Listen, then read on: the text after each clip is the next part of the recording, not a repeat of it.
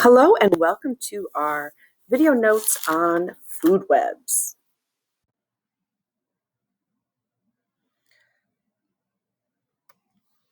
So first we want to think about how energy gets into a living system like an ecosystem. So all living things need energy. Energy made by plants through photosynthesis is transferred to an animal that eats it. That animal then transfers energy to the next animal which eats it, and so on. So something important to remember when we are thinking about photosynthesis, let's go back to what we know.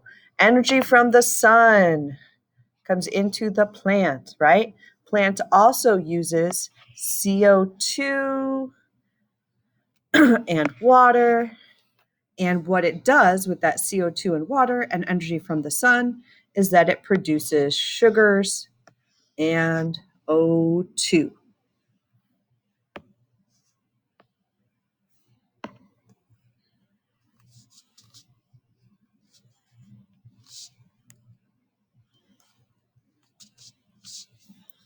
All right, next, let's look at food chains.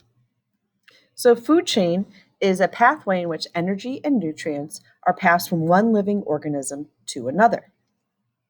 Energy is used up as it moves up the food chain. The arrow represents the energy that is being transferred.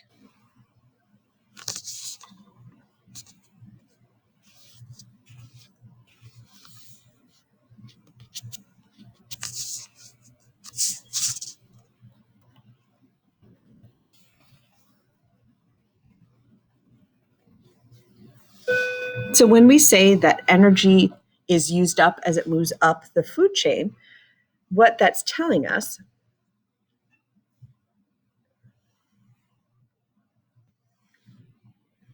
is when energy moves up the food chain, it means that we're starting with the sun as the beginning source of all energy in a living system. That sun energy is used by the plant to create its own sugars. Energy from that plant is transferred to the animal that eats it, so in this case, the grasshopper, but not all the energy is going to get transferred. And then the grasshopper is going to transfer some of its energy to the frog, and the frog will transfer some of its energy to the hawk or eagle. And the energy is always represented by an arrow pointing in the direction the energy is flowing.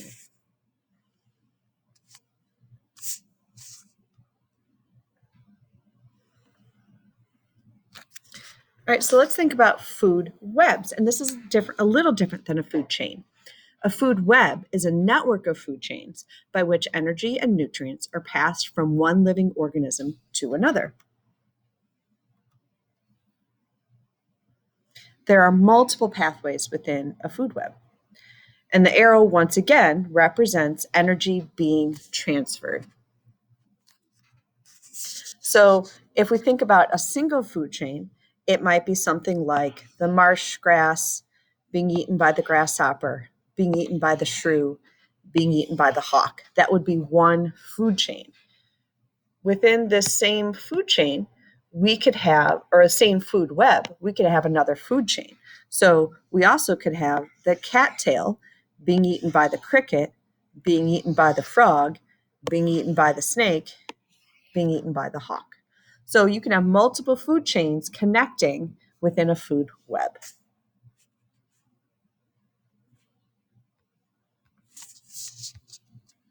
And energy is always greatest at the bottom of the food web. So in this case, energy is greatest or most concentrated in the marsh grass and the cattail. The energy pyramid. So this is a graphical or picture model of how energy flows in a community. So where on this picture would energy be the lowest? So if we look at the energy that is flowing up the side of the picture, we can see there's energy high, and as you go up, we have energy low. So the lowest energy is always going to be at the top of the pyramid. So where is the population the smallest? If we check out our population side of the picture, we have a large population up to small population, and you'll see lowest energy, smallest population.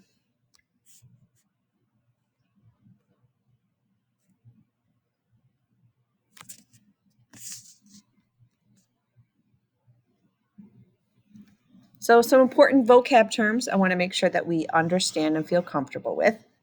Producers. Producers are things that make their own food, and producers are going to be our plants. Consumers. If you consume, it means you take. So consumers get their energy from eating other organisms. Decomposers.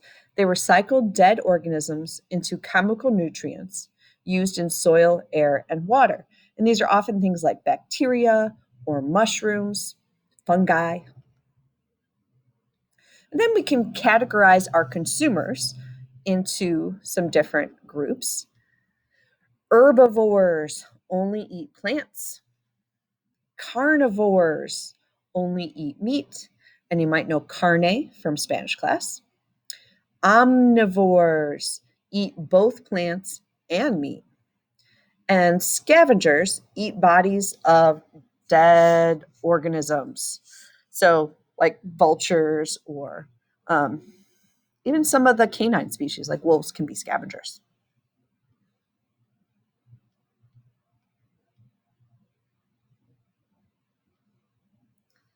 Few more terms. So we know producer, right, makes our own food. Primary consumer would be the first consumer that eats my producer. The secondary consumer eats the primary consumer. Tertiary, this means 3. It's the consumer that eats the secondary consumer. So I start with my plant, right? I have my plant, and then I have my top consumer called the apex consumer. So I start with my producer. Here's my producer. And then I have the primary. Primary means first. And this is the consumer that eats the producer. So we know it's going to be an herbivore or an omnivore because it eats plants. Then I have my secondary consumer, and the secondary consumer eats my primary consumer. Tertiary means 3, so that would be my consumer that's eating the secondary consumer. And then we call the top one the apex. So in this case, this would be my apex consumer. And you might have heard the term apex predator before, and that's the same idea.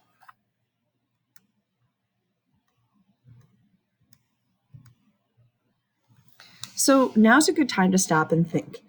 Could you draw a diagram that shows how energy flows through a living system? So think about which way does the arrow point, and describe food webs that would be found in different ecosystems, like an ocean versus a forest.